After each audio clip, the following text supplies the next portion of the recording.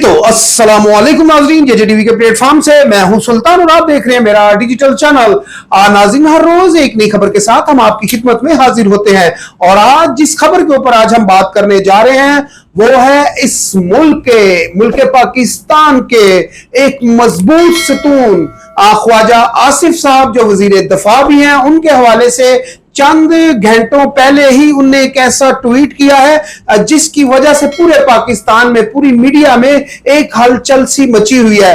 बात कर रहे हैं जनाब ख्वाजा आसिफ साहब के हवाले से और ख्वाजा आसिफ साहब ने एक ट्वीट किया ब्यूरोक्रेट्स के हवाले से और ब्यूरोक्रेट्स के हवाले से उनने ये बताया है कि पुर्तगाल में इन लोगों की बहुत ज्यादा जायदादें हैं और उनका यह भी कहना है जो सियासतदान है वो तो इनका बचा कचा खाते हैं। आज इसी टॉपिक के ऊपर हम बात करेंगे और बात करने के लिए जैसा कि आपको मालूम है सीनियर कानूनदान अतीकुर रहमान सिद्दीकी साहब हमारे साथ स्टूडियो में मौजूद हैं और उनकी राय से आप भी मुस्तफीद हो और मैं भी मुस्तफीद होऊंगा।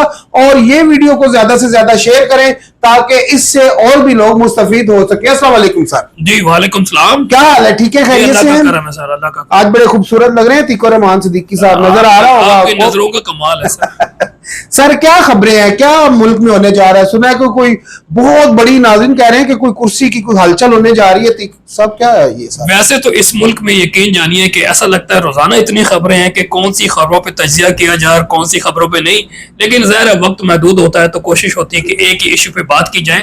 तो ये जो आपने इशू रेस किया है यकीनी तौर पे इंतहाई इंपॉर्टेंट इशू है। और जो ट्वीट है, पहले वो ट्वीट असल में पढ़ के सुनाऊं ताकि लोगों को पता लगे ये ट्वीट उनका क्या था, फिर उसके बाद में तजिया करूंगा मुख्तसर डिफरेंट बैकग्राउंड्स में। सही। ख्वाजा आसिफ साहब जो कि वजीर दफा है, वो अकल अपने ट्वीट में लिखते हैं कि वतन अजीज की आधी से ज्यादा ब्यूरोक्रेसी पुर्तगाल में प्रॉपर्टी ले चुकी है जी और शहरियत लेने की तैयारी कर रही है। सही। ये नामी ग्रामी ब्यूरोक्रेट्स हैं मगर अरबों रुपए खाकर आराम से रिटायरमेंट की जिंदगी गुजार रहे हैं। अच्छा। बुजदार का एक करीब तरीन ब्यूरोक्रेट 4 अरब रुपए बेटियों की शादी पर सिर्फ सलामी वसूल कर चुका है और आराम से रिटायरमेंट की जिंदगी गुजार रहा है। सियासतदान तो इनका बचा कुचा खाते हैं और चवले मारते हैं, ना प्लाट है ना गैर मुल्की शहरियत, क्योंकि इलेक्शन लड़ना होता है। पाक सरजमीन को यह ब्यूरोक्रेसी पलीत कर रही है। These are the words. नाज़रीन, जैसा कि मैंने कल आपको एक खबर दी थी और आज से 15 दिन 20 दिन पहले एक मार्केट में खबर घूमी हुई थी और बड़ी शिद्दत से वो खबर फैली हुई थी कि आसिफ अली जरदारी साहब का मुतबादल लाया जा रहा है। और मुतबादल कौन आएगा? सैयद आसम मुनीर साहब आएंगे। और उस खबर की कल तरदीब कर दी थी DGISBR ने एक अपनी प्रेस कॉन्फ्रेंस में कि ऐसा कुछ नहीं होने जा रहा, जो सदर है वो आसिफ अली जरदारी ही रहेंगे, सैयद आसम मुनीर साहब सदर नहीं आ रही है। कल मैंने आपको खबर दे दी थी और काफी सारे मीडिया पे चल भी गई थी। ये जो खबर आज अतीकुर रहमान सिद्दीकी साहब आपको दे रहे हैं ये उसी को जाके अटैच करेगी। तो ये कैसे अटैच करेगी, ये जब पूरी वीडियो आप देखेंगे तो आपको खुद ब खुद ही समझ आएगी। जी सर, आगे क्या खबर है सर? अच्छा, आप अगर इट्स डॉट कनेक्टिंग को करें ना, मुख्तलिफ इवेंट्स को 2-4 माह स्पेशली, ये एकदम जो है ना हादसा नहीं होता।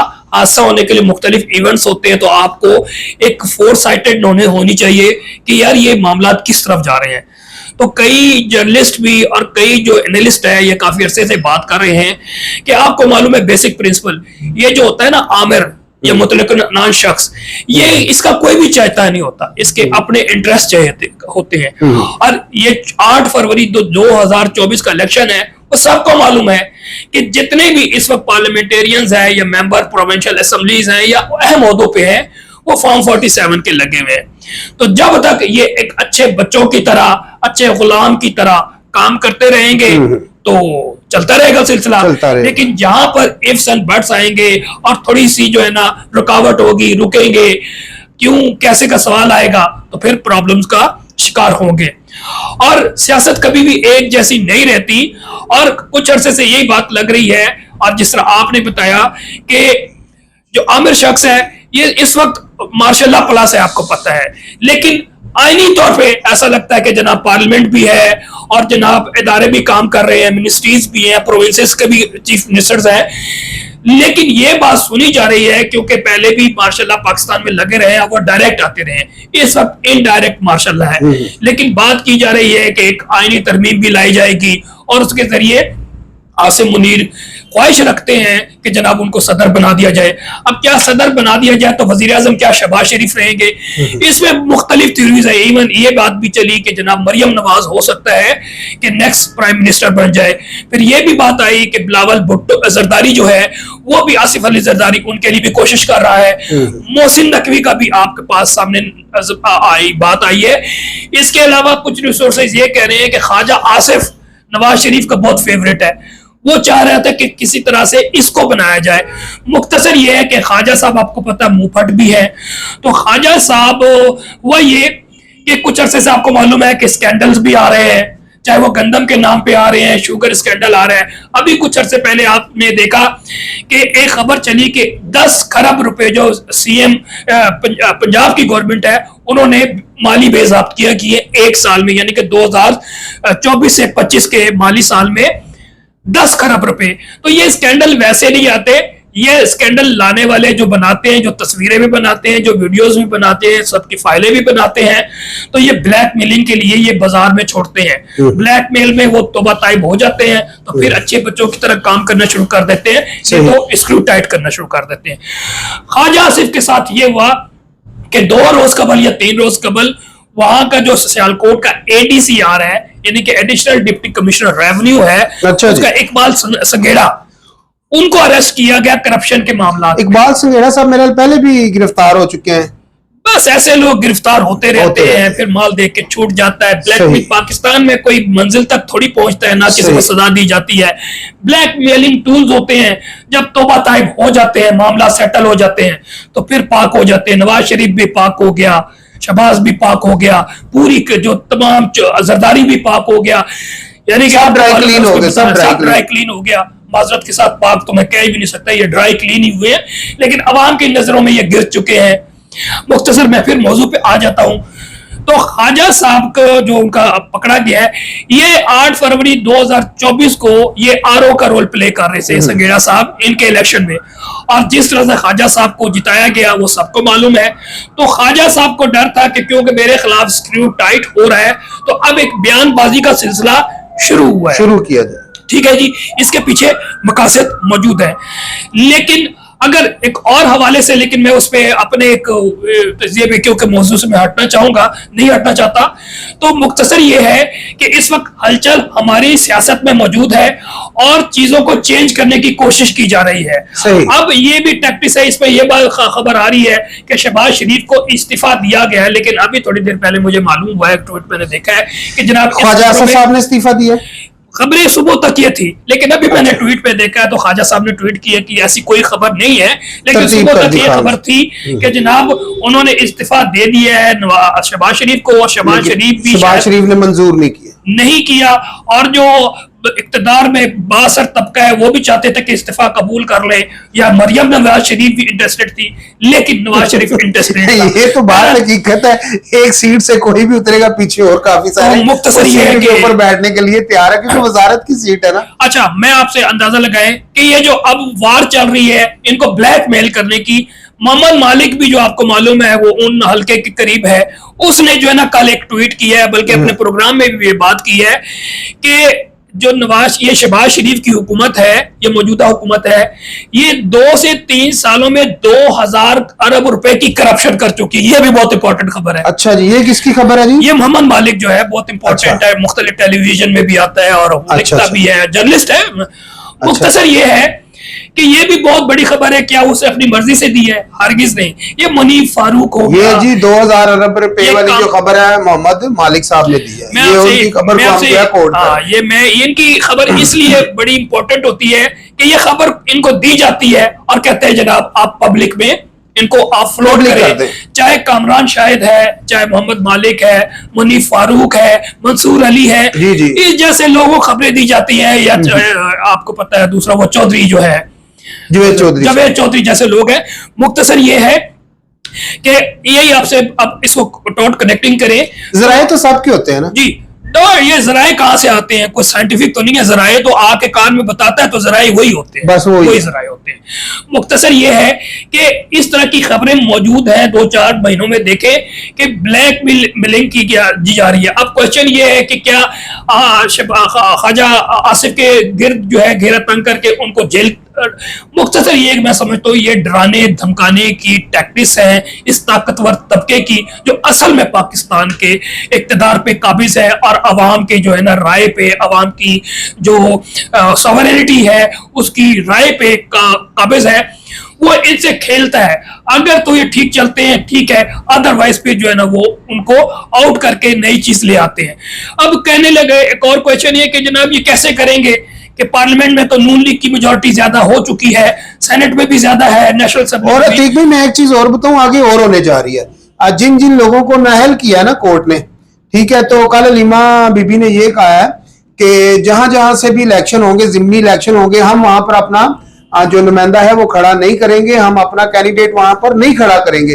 तो मैंने कल के जो व्लॉग था उसमें यही कहा था कि अगर आप लोग अपना जो कैंडिडेट है वो खड़ा नहीं करेंगे तो इससे तो क्या होगा कि जो मुस्लिम लीग नून की जो नशिस्तें हैं वो और ज्यादा बढ़ जाएंगी, उनका तो नंबर गेम और ज्यादा हो जाएगा, वो तो ज्यादा खुश हो जाएंगे आपने मैदान खुला छोड़ दिया। अच्छा, मेरी इस बारे में पता क्या राय है? मेरा ख्याल है कि जैसे भी हालात है आपको मुकाबला करना, लड़ना चाहिए। उसकी वजह ये है, जीतने के लिए मैं आपको बताता हूँ, मेरे एक दोस्त है नाजरीन, अतीक भाई आपसे भी शेयर कर देता हूँ। अब मेरे एक दोस्त है, उन्होंने कहा जी सुल्तान साहब आप ना चेयरमैन का इलेक्शन लड़ लें अपने इलाके से। तो मैं कहा यार मुझे तो कोई इलाके में जानता ही नहीं है, मैं तो सुबह ऑफिस आता हूँ रात को घर जाता हूँ, मुझे कोई जानता ही नहीं है। कहते नहीं जीतने के लिए नहीं आपने हारना, मैं जीतने के लिए नहीं आपने इलेक्शन लड़ना, आपने हारने के लिए लड़ना है। मैं कहा यार उसका मुझे क्या फायदा होगा? कहते जी 2-4 लाख रुपया लग जाएगा तो लोग आपको जानना शुरू हो। अच्छा, मैं इसमें मकसद पे आने जी जी। उसकी वजह यह है कि 8 फरवरी को जो इलेक्शन हुए उसमें हम जैसे लोगों को यही अंदाजा था कि इन्होंने आपको पीटीआई को नहीं आने देना, बल्कि 2022 से भी आपको याद है कि मुख्तलिफ जर्नलिस्ट जो इनके लिए काम करते हैं, इनका पैगाम रसानी का काम करते हैं, आपको अखबारों में, आपको टेलीविजन में ये चीजें नजर आती रही हैं कि जनाब इमरान खान की मकबूलियत तो है लेकिन कबूलियत नहीं है। ये बात भी सामने है कि जी पीटीआई को खत्म कर देंगे, वो वक्त आया पीटीआई को खत्म भी किया गया, पीटीआई का जो है बल्ला भी नहीं होगा। ये बहुत पहले से स्पेकुलेशन थी। मैंने ना वो जैसे बल्ला नहीं होगा तो पूरा जेज का सामान दे दिया। मैं मुख्तसर ये मैं कह रहा हूं कि हर वो बात जो बाद में हुई, तो ये जैसे जो येलो जर्नलिस्ट हैं जिनके जरिए पैगाम दिया जाता है, लोगों तक पहुंचाया जाता है, तो ये सारा कुछ जो इन्होंने बताया वो हुआ। तो मुख्तसर ये कि फिर भी तो पीटीआई लड़ी, ना बल्ला था, ना कुछ भी नहीं था, ना जलसा था, ना जलूस था, ना कुछ भी था, लेकिन अवाम ने अपनी रेजिलियंस, अपनी मज़ामत शो की और पीटीआई को वफाक में 2/3 अक्सरियत फिर भी मिल गई। लेकिन रात को बंदूक के नोक पे जनाब फॉर्म 47 से ये तब्दील किया गया, आरओ के दफ्तरों में ये घुसे और तमाम चीज चेंज कर दी ताकत के, तो फिर आप वो भी ना लड़ते क्योंकि अंदाजा तो हमें था जो करने का। लेकिन उससे ये हुआ कि जो नफरत है या अवेयरनेस है लोगों में ज्यादा बढ़ी इन ताकतवर तबकों के खिलाफ। ये जो जालिम है, ये पाकिस्तान में जबर इस्तिबदाद का निजाम बना के बैठे हैं, फस्ताई निजाम। तो मुख्तसर ये कि आपका 5 अगस्त को भी निकले हैं, आप मुख्तलिफ प्रोग्राम्स जगहों पे निकले हैं, मुख्तलिफ आप इवेंट्स करते हैं, आप 14 अगस्त को भी कॉल दे रहे हैं, तो ये तो बेहतरीन मौका है। अब ज़िमनी इलेक्शन में जब इलेक्शन होंगे तो तकरीबन जो है 90 दिन का आपको टाइम होगा, कुछ ना हो तो 2 महीने का टाइम होगा, मैं कहता 1 महीने का टाइम होगा। आप जलसे जुलूस करने की कोशिश करेंगे, आपका राइट है, वो दकड़ होगी, वट एवर, उसमें कुछ भी नहीं होगा। लेकिन जो हाइप है वो क्रिएट होगी पीटीआई के फेवर में, इन जालमों के, इन आमरों के खिलाफ। तो मुख्तसर ये है कि अवाम, अब ये जो नई पोल्स आ रही हैं वो ये कह रहे हैं कि इमरान खान की जो 8 फरवरी को जो मकबूलियत से आज उससे ज्यादा है, यानी कि 1.5 साल बाद उससे ज्यादा है।